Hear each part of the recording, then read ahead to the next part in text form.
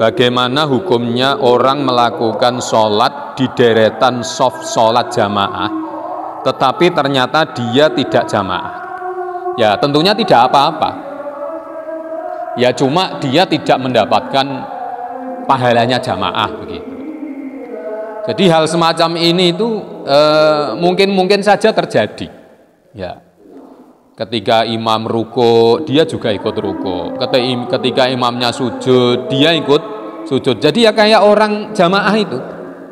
Tapi ternyata dia tidak jamaah. Nah, hal ini bisa terjadi, ada beberapa kemungkinan. Kemungkinan yang pertama, karena tidak niat makmum. Jadi di dalam jamaah itu, orang yang makmum kepada imam, kalau kepingin dia itu statusnya sebagai orang yang jamaah, ketika dia niat sholat itu harus menyertakan niat makmum.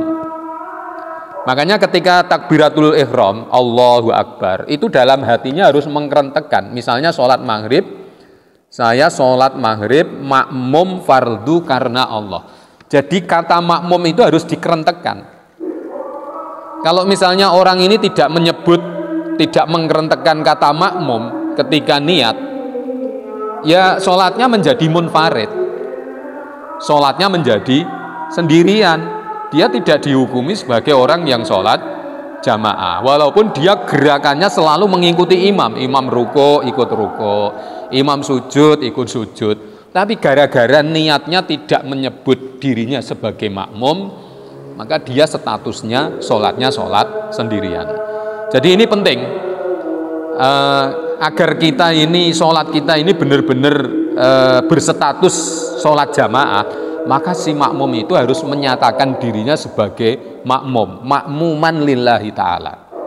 Jadi kalau tidak menyebut misalnya saya sholat maghrib fardu karena Allah, tidak menyebut makmum, berarti sholatnya sendirian. Jadi ini kemungkinan pertama, ya orang yang berada di deretan sholat berjamaah, tapi dia dihukumi tidak jamaah karena dia tidak niat sebagai makmum. Kemungkinan yang kedua, terjadi mufarokoh. Mufarokoh itu niat keluar dari jamaah, niat keluar tidak jadi makmum. Itu. Jadi niat mufarokoh itu dibolehkan, ya boleh. Ketika misalnya imam bacaannya terlalu panjang, sholatnya terlalu lama, mungkin karena makmum ini ada pekerjaan, ada hajat, sehingga dia di tengah-tengah sholat itu kerentek dalam hatinya, saya niat keluar tidak jamaah, itu diperbolehkan.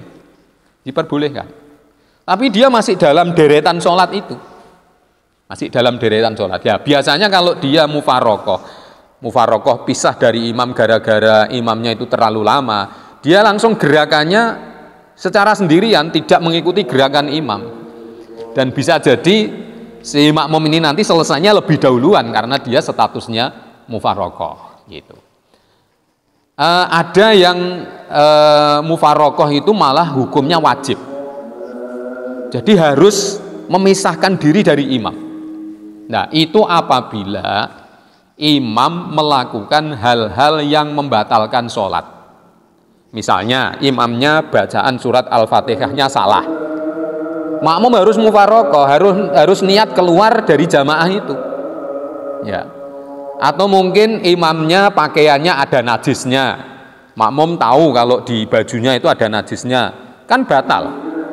Berarti makmum harus mufarokoh. Atau mungkin karena imam itu terbuka auratnya, misalnya sarungnya bolong pas bokong, tidak pakai celana, jadi terlihat melok-melok begitu. Wah ini ya batal ini, wong kelihatan auratnya.